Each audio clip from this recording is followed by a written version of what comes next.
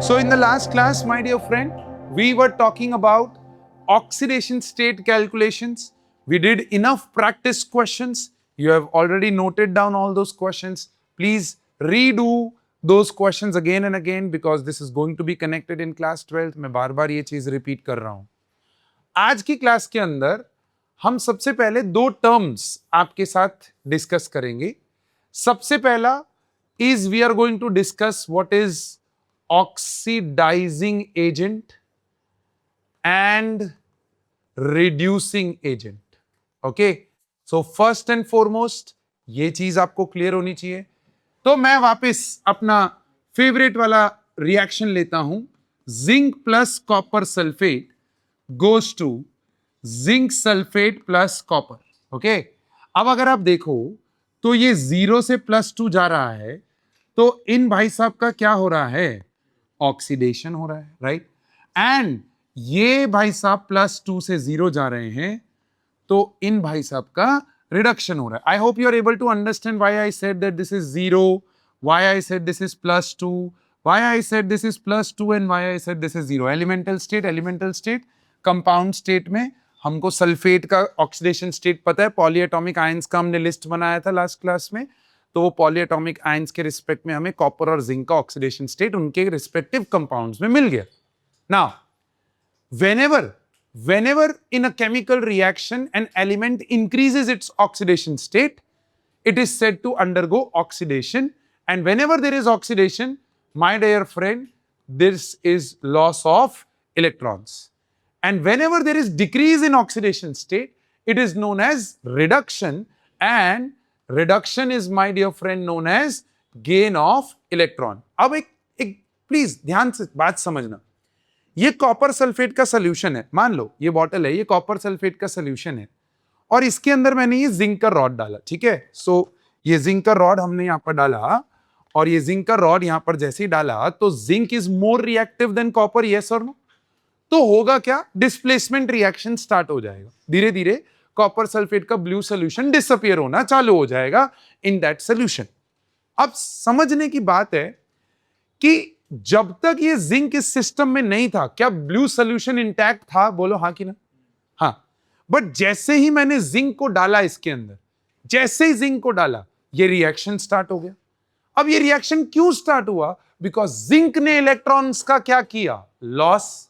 और वही जो लॉस हुआ, उसी सिस्टम में कॉपर ने उन इलेक्ट्रॉन्स को गेन किया और कॉपर में कन्वर्ट हो गया. यस और नो?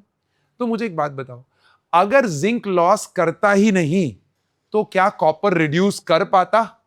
नहीं. तो my dear friends, oxidizing agent क्या होगा?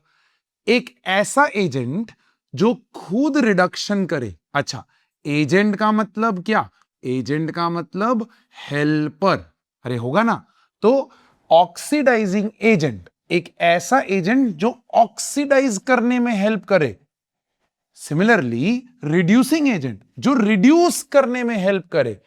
तो बस यही चीज आपको समझनी है कि ऑक्सीडाइजिंग एजेंट जो है वो सेल्फ का रिडक्शन करेगा, right? So oxidizing agent is a agent which undergoes self reduction and oxidizes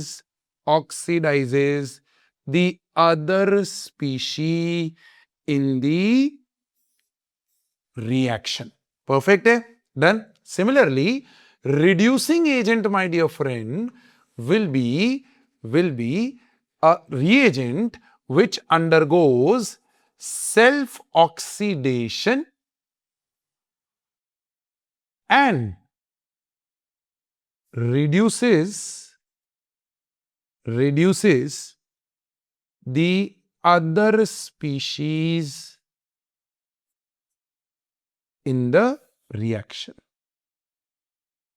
बस ये जो चीज है ना, ये आपको कंफ्यूजिंग लग सकती है. सो ऑक्सीडाइजिंग एजेंट का मतलब हेल्पर. हेल्प ऑक्सीडाइज करने में कर रहा है तो खुद क्या करेगा? रिडक्शन. तो अगर मैं इस रिएक्शन में बात करूं तो भैया कॉपर रिडक्शन कर रहा है ना, तो कॉपर का अगर रिडक्शन हो रहा है तो मेरे बच्चे वो ऑक्सीडाइजिंग एजेंट हो गया. और जिंक जो है वो ऑक्सीडेशन कर रहा है, सो सेल्फ का ऑक्सीडेशन एंड कॉपर को रिड्यूस करने में हेल्प कर रहा है तो वो रिड्यूसिंग एजेंट हो जाएगा. Is that perfectly clear? तो this is what you need to basically define over here and write down in your notebooks with one example that I just gave over here. Zinc plus copper sulfate goes to zinc sulfate plus copper, जिसमें zinc का oxidation दिखाओ, copper का reduction दिखाओ, और जब आप इसको reduction लिख रहे हो तो इसके नीचे लिखो कि दिस इज ऑक्सीडाइजिंग एजेंट. ये सामने वाले को ऑक्सीडाइज करने में हेल्प कर रहा है. और जब यहां ऑक्सीडेशन लिखो तो मेरे प्यारे दोस्त इसके ऊपर लिखो that this is reducing agent. ऐसा करके आपको ये लिखना है. बहुत इंपॉर्टेंट डेफिनेशंस हैं, डायरेक्टली पूछी जाती हैं. और फिर ऑक्सीडाइजिंग एजेंट जहां हेडिंग डालोगे ना उसके बाजू में ऐसे ब्रैकेट डाल के लिख लेना. इसको कभी कभी ना कुछ किताबें ऑक्सीडेंट भी बोलेंगी, ऑक्सीडेंट. और कुछ किताबें रिड्यूसिंग एजेंट को रिडक्टेंट भी बोलेंगी, रिडक्टेंट. तो इसका आपको ध्यान देना है, बहुत बहुत इंपॉर्टेंट है. Please note this down. Alright, तो हम लोगों ने ऑक्सीडाइजिंग एजेंट, रिड्यूसिंग एजेंट की बात की. अब कई बार ऐसा देखा गया है, कई बार ऐसा सुना है, आई डोंट नो आप लोगों ने 10th में ये सुना है कि नहीं सुना है, बट मेरे को 10th की क्लास में ना बहुत सुनाया गया था कि there is something called ferrous chloride. हाँ, and there is something called ferric chloride. हाँ, तो देखो ये में Fe2+ होता है और ये में Fe, एलिमेंट तो सेम ही है बट ये वेरिएबल ऑक्सीडेशन स्टेट दिखा पा रहा है. बोलो हाँ कि ना? तो ये तो कॉमन नेम हुआ, लेकिन अगर मैं दोनों का नाम लिखने जाऊं तो ये भी आयरन क्लोराइड और ये भी क्या होगा? Iron chloride. अब कैसे पहचाने नाम से कि कौन से आयरन क्लोराइड में आयरन +2 है और कौन से आयरन क्लोराइड में आयरन +3 है? ऐसा कंफ्यूजन होने लगा. तो उस कंफ्यूजन के अंदर मेरे प्यारे दोस्त, अब जब भी कंफ्यूजन होता है ना तो IUPAC अपने जीवन में एक्टिव हो जाता है, international union of pure and applied chemistry. कहता भाई हम सॉर्ट करेंगे. तो उन्होंने एक स्टैंडर्ड बनाया. उन्होंने बोला देखो एक स्टैंडर्ड बनाओ स्टॉक नोटेशन का. अब स्टॉक नोटेशन क्या करता है, ध्यान से सुनना.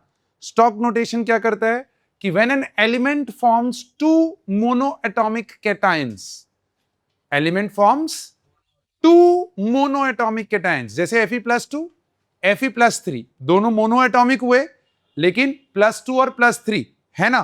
तो उन्होंने बोला कि they are distinguished by using ous and ic, जिसमें ous is used for lower oxidation state and ic is used for higher oxidation. जैसे आपने क्यूप्रस, क्यूप्रिक ऐसा भी सुना होगा, है ना. 10th में ऐसे कुछ कंपाउंड्स में नाम लेते हैं टीचर्स, बट वहां पर ऑब्वियसली वो लेवल पे जाके नहीं समझा पाते, लेकिन वो इतना बता देते कि देखो ये +2 है, ये +3 है, +2 वाला क्यूप्रस है प्लस.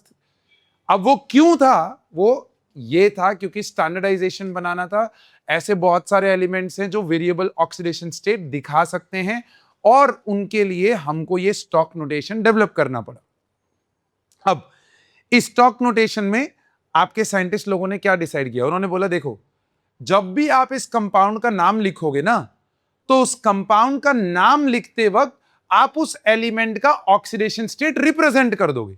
जैसे कि फॉर एग्जांपल देखो यहां पर, प्लीज ऑब्जर्व क्या हो रहा है यहां पर. देखो Cu2O, अब भूल जाओ, इसको भूल जाओ, नाम मत देखो. Cu2O, can you calculate oxidation state of copper in this?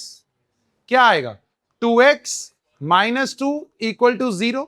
x की वैल्यू 1 आएगी तो कॉपर ऑक्साइड हुआ. बोलो हाँ कि ना?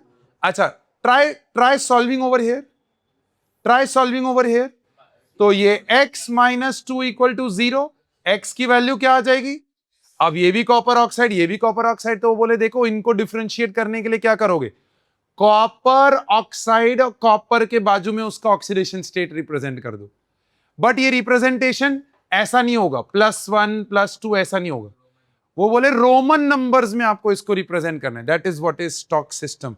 The oxidation states are indicated by roman numbers written in parenthesis. That's the parenthesis bracket. अब लोअर ऑक्सीडेशन स्टेट वाले को कॉमन दुनिया में हम बोलते हैं क्यूप्रस ऑक्साइड, और हायर वाले को हम क्या बोलेंगे? Cupric oxide. अरे क्या ये एग्जाम्पल समझ में आ रहे हैं? क्या स्टॉक नोटेशन समझ में आ रहा है? आज तक आपने ऐसे नाम देखे होंगे बट क्लैरिटी नहीं होगी कि ये नाम ऐसा क्यों लिखा जा रहा है. अब आज आपको क्लैरिटी आ गई कि अच्छा, it is the part of standardization for the elements which can show variable oxidation state. तो लिखो स्टॉक नोटेशन, हेडिंग डालोगे stock notation. Put down the heading stock notation and write down in that this notation is developed for the elements which show more than one oxidation state. This notation is developed for the elements which show more than one oxidation state. Point number two, lower oxidation state,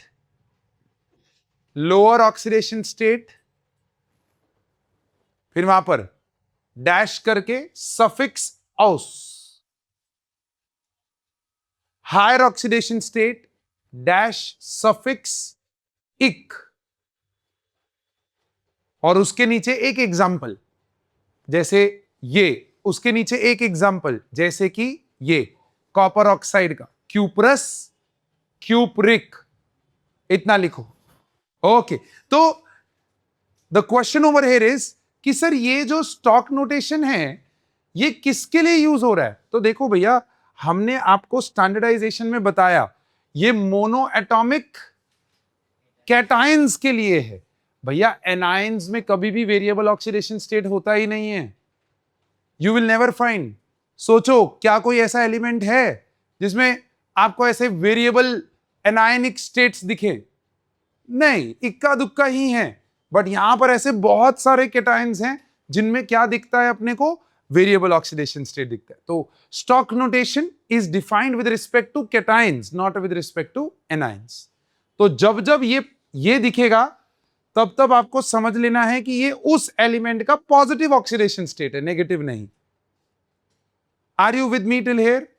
अब अगर आप देखो तो examples में this is cuprous, बोलो cuprous, ये cupric है. ऐसे देखो टिन का ऑक्साइड, टिन 2 ऑक्साइड, ऐसे टिन का oxide tin 4 oxide. This is known as stannous oxide and this is known as stannic oxide. ठीक है. फिर फेरस, फेरिक आ जाएगा. फिर देखो aurous, AUROUS, Aurus, Auric, gold. Aurum, Aurum में से इसका ये नाम निकला था, ये सिंबल निकला था AU. बहुत सारे ऐसे एलिमेंट्स हैं जिनके नाम से उनका एलिमेंट जो है वो जो एलिमेंट रिप्रेजेंटेशन है वो मैच नहीं होता. जैसे one such example potassium. Potassium के स्पेलिंग है POTASSIUM, लेकिन एक्चुअली में उसका सिंबल इज K. क्यों? क्योंकि वो केलियम में से निकला है. ऐसे ही सोचो सोडियम, बट उसका सिंबल क्या है? हाँ, वो नेट्रियम में से निकला है, Na. ऐसे ही गोल्ड, बट वो ऑरम में से निकला है. Are you getting my point? AU. तो ऐसे बहुत सारे सिंबल्स हैं, जो उनके नाम के साथ मैच नहीं होते. जैसे आयरन, IRON है, तो उसका सिंबल या तो IR होना चाहिए था या IN होना चाहिए था. ऐसा क्यों नहीं है? Fe क्यों है? फेरम में से निकला है वो. ठीक है. ऐसे देखो, अब देखो क्रोमियम, तो क्रोमियम के स्पेलिंग क्या? CHROUMIUM, बोलो हाँ ना, तो उसका सिंबल CR है. तो नाम में से सिंबल है, ऐसे भी एलिमेंट्स हैं. और नाम में से सिंबल नहीं है, ऐसे भी बहुत सारे एलिमेंट्स है। क्यों? क्योंकि उनके ग्रीक नेम से डिराइव्ड है, ग्रीक या लैटिन नेम में से डिराइव्ड है। Are you getting my point और नॉट? तो ये आपको कहानी समझनी है। जैसे जिंक, तो जिंक का अगर आप सिंबल बोलो तो जिंक का सिंबल क्या होता है? जेड है। जैसे कॉपर, जैसे कॉपर तो उसका सिंबल क्या है? Cu। Chromium Cr, manganese Mn, lithium Li, लेकिन sodium Na, potassium K, iron Fe, silver Ag, gold Au। तो वो सिंबल्स जो हैं वो कुछ कुछ सिंबल्स उनके ग्रीक नेम से डिराइव्ड है, या ग्रीक नेम से उनके वो सिंबल्स रखे हुए हैं। तो ये थोड़ा सा आपको ध्यान रखना है। Coming back over here, the most important, the biggest, जहां आपको दिक्कत होगी और यहीं से क्वेश्चंस आते हैं। देखो ये सारे एग्जांपल्स टिपिकल आपके स्कूल एग्जामिनेशंस में पूछे जाने वाले क्वेश्चंस, ये वाले जो दो हैं यहां पर। अब यहां पर अगर आप देखो तो ये मर्क्यूरी 1 क्लोराइड, मर्क्यूरी वन अगर आप देखो तो Hg पे प्लस होता है, बोलो हाँ ना? But actually Hg plus exist नहीं करता है। Hg जो है वो एक डाई एटॉमिक मॉलिक्यूल की तरह एग्जिस्ट करता है। सो Hg प्लस, इसको हम लोग बोलते हैं मर्क्यूरस आयन। अब मैं आपको बता भी नहीं सकता हूं कि ये कहां पर कैसे किधर यूज हो जाएगा आपके कॉम्पिटिटिव एग्जाम्स के अंदर, आपके बोर्ड एग्जामिनेशंस के अंदर। मर्क्यूरस, मर्क्यूरस होता है Hg2 प्लस, Hg2 प्लस। तो ये चीज का ध्यान रखना है आपको, मर्क्यूरस आयन। ऐसे देखो Hg2 plus, Hg2 plus, charge पे 2 प्लस हो तो वो मर्क्यूरिक, दिस इज मर्क्यूरिक। और Hg, sorry this is Hg2 plus, Hg2 2 plus. तो डाई एटॉमिक स्टेट में जब 2 प्लस हो तो वो एक्चुअली एक एक एटम पे +1 है, but it exist as diatomic atom. तो आपको ये ध्यान देना है मर्क्यूरस आयन Hg2+ है। इसीलिए अगर आपको याद हो तो आपको पता है इस तरीके से आपको यहां से क्वेश्चंस पूछे जाएंगे। देखो आपको बोलेगा क्यूपरस क्लोराइड, ऐसा करके नाम बोलेगा और बोलेगा इसका फॉर्मूला बनाओ। अब 3-4 चीजें एक ही क्वेश्चन में चेक कर रहा है। क्या बच्चों को पता है कि औस का मतलब क्या? Lower oxidation state. Lower oxidation state में कॉपर क्या होता है? +1, और क्लोरीन क्या होता है? -1। क्रॉस मल्टीप्लाई वाला मेथड याद है? हाँ, तो इसका एग्जाम्पल आ जाएगा CuCl। बट यही चीज क्यूप्रिक क्लोराइड कर दिया तो Cu पे 2+, Cl पे अभी भी -1, क्रॉस मल्टीप्लाई करोगे तो CuCl। अब मजा देखो, मजा यहां नहीं है, क्योंकि ferrous ferric, stannous stannic, aurous auric वो सब कर लोगे आप। प्रॉब्लम है मर्क्यूरस एंड मर्क्यूरिक क्लोराइड। तो देखो मैंने आपको बोला मर्क्यूरस क्लोराइड का फॉर्मूला बना दो। अब ये है आपका ऑड वन आउट, जिसको मैं बोलता हूं। और ऑड वन आउट जब भी आएगा तो मेरे प्यारे दोस्त हैशटैग और उसके ऊपर मैं लिखूंगा ओ ऑड वन आउट। जहां जहां आपकी नोटबुक में ऐसा दिखे, देखो स्माइल आई ना चेहरे पे, ये स्माइल आपको याद दिलाएगी कि अच्छा यहां पर कुछ खास है, ध्यान रख भाई। मर्क्यूरस क्लोराइड में बच्चा Hg2 पे क्या होगा? 2+, और Cl पे -1 है। क्रॉस मल्टीप्लाई करोगे तो मेरे बच्चे Hg2 और Cl2, that's why the formula is like that, Hg2Cl2।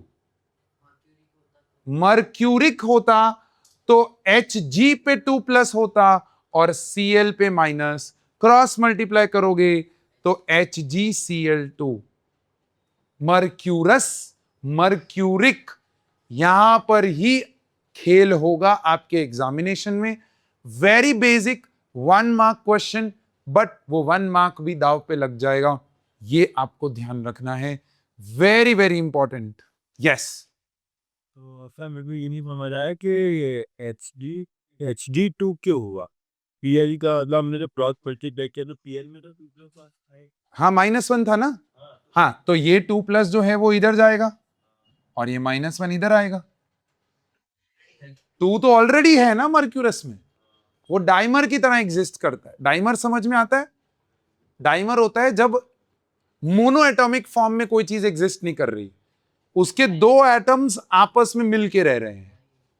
अब ये मरकुरी के एटम की प्रॉपर्टी है। ये डीएनएफ ब्लॉक क्लास 12th में जब हम डीएनएफ ब्लॉक पढ़ेंगे तो वहां पर आपको इसके बारे में थोड़ी नॉलेज देंगे। डायटोमिक है, यस, क्योंकि उसके ऊपर 2+ चार्ज था। जब मरक्यूरी पे +1 चार्ज होता है तब वो डाइमर की तरह एग्जिस्ट करता है। देखो Hg2 2+, मतलब हर एक Hg एटम पे कितना चार्ज है? +1। अब वो +1 स्टेबल नहीं होता तो वो क्या करते हैं? डाइमर की तरह एग्जिस्ट करते हैं। लेकिन Hg2+ दैट स्टेबल।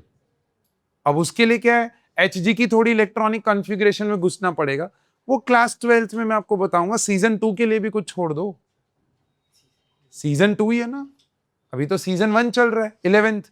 सीजन 2 में आपको सरप्राइज देंगे डीएनएफ ब्लॉक के अंदर। So this is how basically the things run in that side. Okay, so mercurous, mercuric, please note this down, अच्छे से नोट डाउन करो, right. And then also you have to example, ये वाले जो हैं वो आपको लिखने हैं, ये वाले एग्जाम्पल सारे आपको लिखने हैं, सारे लिखो प्लीज। तो यहां पर हमने स्टॉक नोटेशन के बारे में बात की, वेरिएबल ऑक्सीडेशन स्टेट्स जो कैटायंस दिखाते हैं उनके बारे में बात की। अब बात आती है कि यहां तक आपका चैप्टर जो है वो हाफ कंप्लीट हुआ। हाफ समझ में आता है? हाँ, कि चैप्टर के अगर 4 सेशंस हैं तो वो 2 सेशंस का चैप्टर कंप्लीट हो गया है। और ये 2 सेशंस जो हैं that becomes the core of the next 2 sessions. तो आपको पहले ये ऑक्सीडेशन स्टेट कैलकुलेशन जो है वो एकदम अच्छे से और बढ़िया से कंट्रोल लाना। फिर आपको ये चीज समझनी है कि रिडॉक्स रिएक्शंस के टाइप्स क्या होते हैं। अब आधे से ज्यादा टाइप्स आपने क्लास 10th के अंदर पढ़े हुए हैं। देखो, मैं अगर यहां पर टाइप लेके आऊंगा ना तो आप बोलोगे हाँ सर देखा हुआ है, अरे हाँ सर डिकम्पोजिशन, यस और नो, अरे यस डिस्प्लेसमेंट, हाँ डबल डिस्प्लेसमेंट रिडॉक्स नहीं होता। मैं बताता हूं, just give me a minute. Double displacement redox नहीं होता। We are doing types of redox reactions, we are not doing types of reactions. और फिर देखो चौथा वाला भी आपने सुना तो होगा ही, सुना है? नहीं सुना होगा, नहीं सुना होगा। हाँ, अब यहां पर मेरे प्यारे दोस्त, यहां पर बहुत अच्छे से और बढ़िया से समझना इस चीज को। टाइप्स ऑफ रिडॉक्स रिएक्शंस के अंदर कॉम्बिनेशन, डिकम्पोजिशन, डिस्प्लेसमेंट, ये आपने क्लास 10th में पढ़ा हुआ है। तो मेरी क्या मिसाल कि मैं आपको पढ़ा दूं, ये तो आपने पढ़ा हुआ है, तो उसके ऊपर रीडू करने का कोई मतलब है नहीं। तो मैंने क्या किया, आपको जो पैम्फलेट्स दिए हैं ना उसमें अगर आप देखोगे ना, नोटिस करोगे ना, तो उसमें आप देखोगे कि मैंने टाइप्स ऑफ रिडॉक्स रिएक्शंस के ये वाले टाइप्स का नोट वहां पर आपको बना के दिया है। नेक्स्ट क्लास में आपको वो पार्ट रीड करके आना है और उसमें से आपके हिसाब से जो इंपॉर्टेंट चीजें हैं वो आपको नोट डाउन करके लेके आनी है। Is that clear? Is that clear? Yes yes yes yes, बोलो कहानी समझ में आई? ओए यहां पर कहानी समझ में आई? मैं पढ़ाने जा रहा हूं आपको लास्ट वाला टाइप जो कि इंपॉर्टेंट है, which is known as disproportionation reaction. अब देखो, मैं यहां पर 2 रिएक्शंस लिख रहा हूं, उन रिएक्शंस को पहले समझो और फिर मुझे बताओ कि क्या आप ये आंसर कर पाओगे कि नहीं कर पाओगे। मैंने बोला कि मेरे पास एक रिएक्शन है जिसके अंदर मैंने जिंक को कॉपर सल्फेट में डाला तो मुझे जिंक सल्फेट प्लस कॉपर मिला। मैंने बोला जस्टिफाई करो कि ये एक रिडॉक्स रिएक्शन है। क्या जस्टिफाई करना है कि ये एक, अब बच्चा बोलता है सर ये तो अब रट गया है सर, अब हमें पता है सर ये रिडॉक्स, सर कुछ नया लाओ। तो चलो एक नया पर्सपेक्टिव देते, H2 + I2 goes to twice HI। आपको ये प्रूव करना है कि ये एक रिडॉक्स रिएक्शन। चल, ये भी ना पता चले तो आप ये प्रूव करो कि क्या Na+Cl goes to NaCl twice and twice, balance करो, तो क्या ये एक रिडॉक्स रिएक्शन है? आपको ये प्रूव करना है, ठीक है। You need to prove this. How will you prove this? कैसे प्रूव करोगे? आप सारे एलिमेंट्स के क्या निकालोगे? ऑक्सीडेशन स्टेट्स निकालोगे। क्या निकालोगे? जैसे देखो, यहां पर 0, यहां पर ये +2, यहां पर +2 और यहां पर 0। क्या कोई ऐसा एलिमेंट है जिसका ऑक्सीडेशन नंबर डिक्रीज हो रहा है? हाँ, जिंक का डिक्रीज हो रहा है। बोलो हाँ कि ना? इंक्रीज हो रहा है पक्का? और अगर जिंक का इंक्रीज हो रहा है तो वो ऑक्सीडेशन कर रहा है कि रिडक्शन कर रहा है? ऑक्सीडेशन। ऐसे कॉपर का क्या हो रहा है? तो वो क्या कर रहा है? और किसी भी रिएक्शन में अगर ऑक्सीडेशन और रिडक्शन साइमल्टेनियसली हो रहा है तो हम उसको, अब ऐसा कई बार question out of the blue आपके स्कूल एग्जामिनेशन में है, justify this reaction is a redox reaction. तो आप देखोगे हैं ऐसे कैसे जस्टिफाई कर दे? अरे कुछ नहीं यार, ऑक्सीडेशन स्टेट्स निकालो, अपने आप पता चल जाएगा। जिसका डिक्रीज है वो रिडक्शन, जिसका इंक्रीज है वो ऑक्सीडेशन। और अगर सिर्फ किसी रिएक्शन में इंक्रीज ही हो रहा है तो वो सिर्फ ऑक्सीडेशन हो रहा है ना, तो वो रिडॉक्स तो है ही नहीं। अरे आप हो मेरे साथ? ऐसे देखो, क्या एलिमेंटल स्टेट में हाइड्रोजन 0? क्या एलिमेंटल स्टेट में आयोडीन भी 0? लेकिन जब ये कंपाउंड बनाएंगे तो क्या ये +1 और ये -1 होगा? क्या इन भाई साहब का ऑक्सीडेशन हो रहा है और क्या इन भाई साहब का रिडक्शन हो रहा है? क्या ये रिडॉक्स है? हाँ है सर। 0 0 +1 -1। क्या सोडियम का ऑक्सीडेशन हो रहा है और क्या क्लोरीन का रिडक्शन हो रहा है? क्या ये रिडॉक्स है? चलो ध्यान से देखो भैया, कंसंट्रेशन क्लास में रखो। CaCO3 goes to CaO plus CO2. Can you justify whether this is a redox reaction or not? Can you justify whether this is a redox reaction or not? बिना pen paper उठाए class में आंखें मलते हुए अगर आप इस reaction को करने की कोशिश कर रहे हैं तो आप ये मेरे को आंसर नहीं दे पाएंगे। ला भैया पेन पेपर उठाओ, ऑक्सीडेशन स्टेट कैलकुलेशन करो, types of redox reaction heading डालो और उसमें पहला डिस्प्रपोर्शनेशन रिएक्शन हेडिंग डालो। उसके अंदर अभी डिस्प्रपोर्शनेशन तक तो पहुंचे ही नहीं है, अभी तो हम पहले ये जस्टिफाई कर रहे हैं कि whether this is a redox और नॉट। तो क्या ये रिडॉक्स है? ट्राई करो। क्या कैल्शियम +2 स्टेट में होता है ऑल इट्स कंपाउंड्स? तो क्या ये CO3-2 हो जाएगा? जिसमें ऑक्सीजन पे -2 है तो कार्बन पे क्या आएगा? +4। चेक कर लेना, मैं तो कुछ भी लिख देता हूं कभी भी।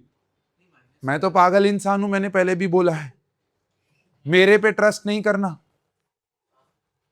और यहां पर क्या कैल्शियम अभी भी +2 है?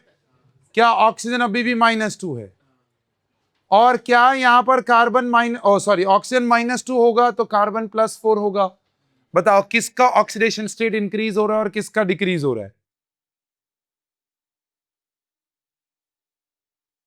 Ca+2 से +2 ये, ऑक्सीजन -2 से -2 ये दोनों जगह पे, और कार्बन +4 से +4 ये। तो my dear friend, this is not a redox reaction, it is a decomposition reaction, but it is not a redox reaction. So all decomposition reactions are not redox reactions. ये भी कहीं ना कहीं आपको नोट्स में दिखेगा, मिलेगा। बट ये क्यों मैंने रिएक्शन लिखा, मैं आपको ये जस्टिफाई करने जा रहा हूं। इमेजिन करो मैंने यहां पर एक रिएक्शन लिखा, ध्यान से देखना, ओले तेरी, मैंने यहां पर एक रिएक्शन लिखा जिसके अंदर ये एग्जांपल मुझे चाहिए, और इसके सामने मैंने यहां पर एक रिएक्शन लिखा H2O2 goes to H2O plus O2. Can you quickly calculate the oxidation states of all the elements in this? तो हाइड्रोजन तो +1 होगा, तो ये -1 आएगा बच्चा, -1 परऑक्साइड है ये, परऑक्साइड एक्सेप्शन था, याद करो। +1 -1, क्या यहां पर +1 और यहां पर -2 और क्या यहां पर 0? एलिमेंटल स्टेट है ना, 0 होगा। बताओ किसका इंक्रीज हो रहा है और किसका डिक्रीज हो रहा है? ऑक्सीजन का डिक्रीज -1 से -2 डिक्रीज हो रहा है। हाँ बट सर -1 से 0 भी तो जा रहा है, तो सर एक ही एलिमेंट का इंक्रीज भी हो रहा है और एक ही एलिमेंट का डिक्रीज। ऐसा रिएक्शन जिसमें single element undergoes reduction as well as is known as disproportionate reaction। Disproportionate, proportion में इंक्रीज डिक्रीज नहीं हो रहा। देखो यहां पर जिंक का इंक्रीज हो रहा था, कॉपर का डिक्रीज होता, किसी एक का प्रपोर्शन इंक्रीज हो रहा है, किसी एक का डिक्रीज हो रहा है, लेकिन यहां पर एक ही का डिक्रीज और एक ही का इंक्रीज। ऐसे रिएक्शंस को डिस्प्रपोर्शनेट रिएक्शंस बोला जाता है मेरी जान। बहुत बहुत बहुत इंपॉर्टेंट है। And with this my dear friend, I'll bring about the definition over here, and I will bring about that example that I just wrote over here. You have to note down, you have to make this reaction, and you have to prove whether it is a disproportionate reaction or not.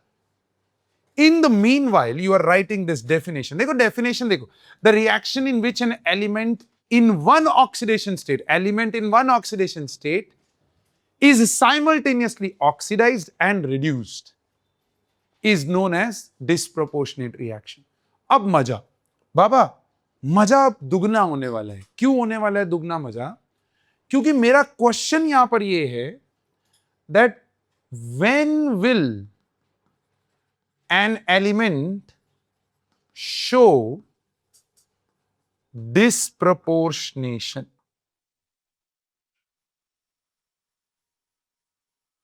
That's my question to you guys. सोचना है, पहले सोचना है, definition लिखनी है, ये लिखना है, इसके अंदर ये -1, ये -2, ये 0, एक ही एलिमेंट का रिडक्शन एंड ऑक्सीडेशन दोनों हो रहा है, ऐसा करके दिखाना है, इसीलिए ये डिस्प्रपोर्शनेशन है। And then you will write down this big question, when will an element show disproportionation? When will an element show disproportionation? चलिए सोचा आपने, when will an element show disproportionation reaction? It is when there is only one compound and the elements in it are undergoing the decomposition. Obviously सही है, but मैं ऐसा बोल रहा हूं कि ऑक्सीजन डिस्प्रोपोर्शनेशन दिखाएगा कि नहीं दिखाएगा, ये कैसे पता चलेगा? दैट्स माय क्वेश्चन, कि ऑक्सीजन डिस्प्रोपोर्शनेशन दिखाएगा कि नहीं दिखाएगा, ये कैसे पता चलेगा? किसी भी कंपाउंड में अगर ऑक्सीजन है,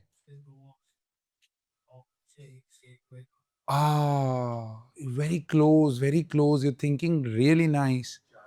ऐसे ही मैंने बोला क्लोरीन डिस्प्रोपोर्शनेशन दिखा सकता है, बट बच्चा पूछ रहा है सर कैसे, आपको कैसे पता ये डिस्प्रोपोर्शनेशन दिखा सकता है? मैंने बोला आयोडीन डिस्प्रोपोर्शनेशन दिखा सकता है, मैंने बोला फास्फोरस डिस्प्रोपोर्शनेशन दिखा सकता है। बच्चा बोल रहा है आपको कैसे पता सर कि ये एलिमेंट, कि क्या सर ये रट लेने अपने को एलिमेंट्स? अब मैं ऐसा बोल, ऐसे कितने एलिमेंट्स रट लोगे? यस, शायद नॉन मेटल्स जब हो तो डिस्प्रोपोर्शनेशन दिखता है। That's a good thought, but it's not a full thought. Yes. Now you're coming close. Non-metals with minimum 3 oxidation states possible. जैसे क्या आपको याद है क्लोरीन का मिनिमम ऑक्सीडेशन स्टेट -1 होता है, लेकिन क्या ये 0 भी दिखा सकता है एलिमेंटल स्टेट में? क्या ये +1 भी दिखा सकता है एक्साइटेड स्टेट में? क्या ये +3 भी दिखा सकता है एक्साइटेड स्टेट नंबर 2 में? क्या ये +5 भी दिखा सकता है एक्साइटेड स्टेट नंबर 3 में? और क्या ये +7 भी दिखा सकता है एक्साइटेड स्टेट नंबर 4 में? माय डियर फ्रेंड, आप जस्ट इमेजिन करो, अब अगर आपका क्लोरीन -1 स्टेट में है, किसी भी कंपाउंड में, किसी भी रिएक्शन में अगर वो -1 स्टेट में है, क्या ये -1 से और कम जा सकता है क्या? नहीं। तो क्या यहां पर ये बंदा रिडक्शन पॉसिबल हो सकता है? नहीं। लेकिन क्या ये यहां से हायर ऑक्सीडेशन स्टेट में जा सकता है? हाँ। तो -1 में अगर क्लोरीन कभी भी है तो वो सिर्फ और सिर्फ क्या दिखाएगा? ऑक्सीडेशन दिखाएगा। सिमिलरली कोई कंपाउंड है जिसमें क्लोरीन +7 स्टेट में है, +7, क्या ये +7 से हायर ऑक्सीडेशन स्टेट में जा सकता है? नहीं। तो मतलब ये मेरे प्यारे दोस्त ऑक्सीडेशन कभी नहीं दिखाएगा, ये सिर्फ और सिर्फ क्या दिखाएगा? रिडक्शन दिखाएगा। बट इमेजिन करो कि आपके पास क्लोरीन का एक कंपाउंड है जिसमें क्लोरीन जो है वो मेरे प्यारे दोस्त +3 स्टेट में है। कौन सी स्टेट में है? अब अगर ये +3 स्टेट में है तो क्या ये +3 से रिड्यूस भी हो सकता है? और क्या ये +3 से ऑक्सीडाइज भी हो सकता है? तो आपका एलिमेंट जो है क्लोरीन जब अपनी कोई भी इंटरमीडिएट ऑक्सीडेशन स्टेट में हो, ध्यान से सुनना क्या बोला मैंने, क्या बोला मैंने? इंटरमीडिएट ऑक्सीडेशन स्टेट में हो तब आपका एलिमेंट डिस्प्रपोर्शनेशन दिखाता है। बट वो इंटरमीडिएट स्टेट कब आती है? जब किसी भी एलिमेंट के पास एटलीस्ट 3 ऑक्सीडेशन स्टेट दिखाने की कैपेबिलिटी हो। एटलीस्ट 3 से ज्यादा है तो और भी बढ़िया, लेकिन मिनिमम 3 चाहिए। सो when an element show disproportionation, it is when an element can show, it is when an element can show, when an element can show at least 3 or more oxidation states, at least 3 or more oxidation states, जैसा कि यहां chlorine में हमने आपको दिखाया। That's one. At least क्या बोला मैंने? 3 or more oxidation state, and the element is present, and the element is present in its intermediate oxidation state. Element is present in its intermediate oxidation state.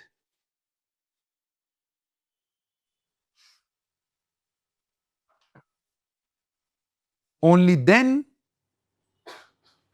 the element can show disproportionation reaction.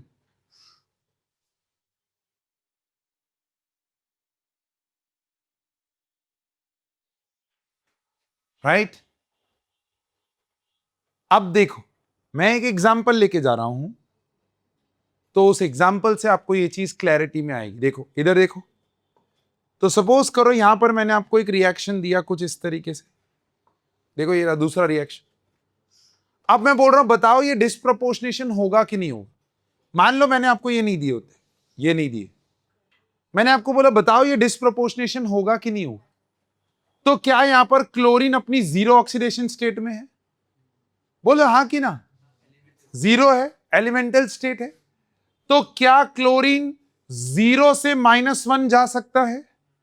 और क्या 0 से वो +1, +3, +5 या +7 किसी भी state में जा सकता है? बोलो हाँ कि ना? तो क्या ये इसका इंटरमीडिएट ऑक्सीडेशन स्टेट हुआ? और अगर ये हुआ तो क्या यहां पर क्लोरीन डिस्प्रोपोर्शनेशन दिखा सकता है? हाँ। और देखो कर रहा है, Cl2 से NaCl, तो क्या ये -1 हुआ? और Cl2 से NaClO, तो क्या ये +1 हुआ? चेक कर लो। अरे होगा ना, +1 -1 +1 -1, क्या इसका रिडक्शन हुआ और इसी का ऑक्सीडेशन हुआ? ऐसे देखो, मैंने आपको एक जस्ट एक ऐसा एक क्वेश्चन दे दिया, यहां पर बाजू में लिख देता हूं सो दैट दोनों पार्ट आपके क्वेश्चन के आपके सामने रहे। मैं ऐसा क्वेश्चन लिख दिया, मैंने बोला विच compounds among the following, which compounds among the following will show disproportionation. ठीक है, ऐसा मैंने आपको बोल दिया. कंपाउंड दिया है ClO3 minus, ClO4 minus, ClO2 minus, ClO minus. मैंने बोला which among these will show disproportionation या other way around will not show disproportionation. Answer तो सेम, एक में एक सेट आएगा, दूसरे में दूसरा सेट आएगा. बस सोचो कैसे अप्रोच करोगे इस क्वेश्चन को. How will you approach a question? So first of all you will calculate what? Oxidation states. तो क्लोरीन का ऑक्सीडेशन स्टेट यहां पर +5, यहां पर +3, यहां पर +1 और सॉरी यहां पर +7, यहां पर +1 और यहां पर ClO माइनस नहीं, यहां पर Cl. So this is x minus 4. This is +3. Sorry, and this will be +1. Check it out. मैंने बोला है मैं खराब इंसान हूं, मैं कुछ भी लिखता हूं कभी कभी, लेकिन आप चेकआउट करो. क्या ये +5 है, ये +7. अब तो ओरल होना चाहिए भाई. x minus 6 equals to -1. तो x की value +5, x minus 8 equals to -1, x की value +7, x minus 4 equals to -1 +3, x minus 2 equal to -1, तो x की वैल्यू +1. मुझे बताओ क्लोरीन की कौन कौन सी ऑक्सीडेशन स्टेट्स हैं जो डिस्प्रोपोर्शनेशन दिखाएंगी? +5 इंटरमीडिएट है, +3 इंटरमीडिएट है, +1 इंटरमीडिएट. क्या ये दिखा पाएगा? नहीं, क्योंकि ये हाईएस्ट ऑक्सीडेशन स्टेट हो गया उसका. अब ये हाईएस्ट से ऊपर तो जा नहीं पाएगा, तो मतलब ऑक्सीडेशन तो नहीं दिखा पाएगा. ये सिर्फ क्या दिखा सकता है? Reduction. So this will not show, whereas these three compounds will show. ऐसे क्वेश्चंस आते हैं यार MCQs लल्लू से एकदम ABCD ऑप्शन देखो. अब उसमें उसने will not show कर दिया होता तो ये ऑप्शन आपका आंसर हो जाता. या फिर डी ऑप्शन में 1 2 3 क्वेश्चन रखा होता will show, डी में रखा होता all of the above, तो डी ऑप्शन हो जाता all of the above. क्यों? क्योंकि ये सारी उसकी इंटरमीडिएट ऑक्सीडेशन स्टेट है. अब ऐसे मैंने आपको कोई भी कंपाउंड दे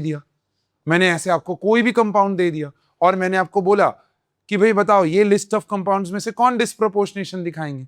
तो बस आपको ये देखना है कि वो एलिमेंट कहीं अपनी इंटरमीडिएट ऑक्सीडेशन स्टेट में तो नहीं है. अगर वो अपनी इंटरमीडिएट ऑक्सीडेशन स्टेट में है तो वो डिस्प्रोपोर्शनेशन दिखाएगा. और मैक्सिमम और मिनिमम कैसे निकालना है वो लास्ट क्लास के लास्ट रूल में जाके देख लो, हमने किया है. How to find out maximum and minimum oxidation state for group 15 elements, group 16 elements and group 17 elements. किया है हमने वो चीज in the rules.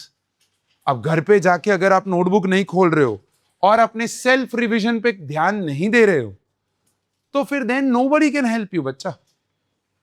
इतना तो यार 11th 12th में अब आपसे एक्सपेक्टेड है. मैं ये नहीं बोल रहा हूं कि कर नहीं सकते हो आप, आपसे एक्सपेक्टेड ही है कि यार घर पे जाके नोटबुक एक बार खुद से खोलो, या जिस दिन केमिस्ट्री का क्लास वापस आता है उसको वापस एक बार खोल के देखो तो सही कि लास्ट क्लास में हम क्या कर रहे थे. यस और नो? यस. 7 हाईएस्ट है ना बच्चा. लास्ट क्लास में हमने रूल्स किए थे ना, तो उन रूल्स के अंदर हमने आपको ये चीज समझाई हुई है कि +7 हाईएस्ट क्यों है. बिकॉज इसका कॉन्फ़िगरेशन लास्ट में देखोगे तो 3s2 3p5 आएगा. अब यहां पर 3d एक एम्प्टी ऑर्बिटल होता है, तो वो एक्साइटेड स्टेट के अंदर आपके जो पेयर्ड इलेक्ट्रॉन्स हैं वो जंप करके खुलते हैं. ये ऐसा था. अब पहले एक्साइटेड स्टेट में क्या होगा, यहां से ये खुल के इधर आएगा, फिर दूसरे में यहां से ये खुल के इधर आएगा. अच्छा ये भी 3, तो ये भी खुलेगा. तो वो 7 ऑक्सीडेशन स्टेट्स दिखा सकता है क्लोरीन. सो ये वाला पार्ट जो है वो अपने को करना पड़ेगा, एक बार रिविजिट करना पड़ेगा. जब तक आप नहीं करोगे तब तक आपके लिए ये स्ट्रगल रहेगा. और हर चीज आप नोटिस करो, हर चीज इस चैप्टर में या तो इलेक्ट्रॉनिक कॉन्फ़िगरेशन से रिलेटेड है या ऑक्सीडेशन स्टेट कैलकुलेशन से रिलेटेड है. इसीलिए आप सोचो the second session of redox is also being put on this only कि how to calculate the oxidation state. मैं चाहता हूं पहले कि आप इस पे अपना कमांड ले आओ. एक बार ये कमांड आ गया, फिर आगे कहानी it's going to be different. Clear है? फिर इसी का एक उल्टा रिएक्शन होता है. ये रिएक्शन प्लीज लिखो, ये रिएक्शन प्लीज लिखो. इसी का उल्टा एक रिएक्शन होता है. पहले ये वाला लिखो, चलो जल्दी से प्रूफ करो डिस्प्रोपोर्शनेशन है. सो ऐसा ही दिखने वाला है एक रिएक्शन होता है जिसको हम बोलते हैं com proportionation. Com proportionation reaction definition देखो और फिर मैं एग्जांपल से समझाता हूं आपको. It is a type of redox reaction with two different oxidation state of the same element. देखो, अगर आप देखो एग्जैक्टली डिस्प्रोपोर्शनेशन का उल्टा. क्या यहां पर ये +5 है, क्या यहां पर ये -1 है, लेकिन जब आप इस तरफ आओगे तो ये -1 0 में जा रहा है और ये +5 भी 0 में जा रहा है. तो इसका भाई साहब रिडक्शन हो रहा है और इनका भाई साहब oxidation. So when two different oxidations of the same element combine to form single product with an intermediate oxidation state, it is reverse of disproportionation and is known as comproportionation reaction. Disproportionation समझ में आया था? Exactly उसका उल्टा. Disproportionation में क्या हो रहा था, मैं वापस लेता हूं. देखो, डिस्प्रोपोर्शनेशन में क्या हो रहा था?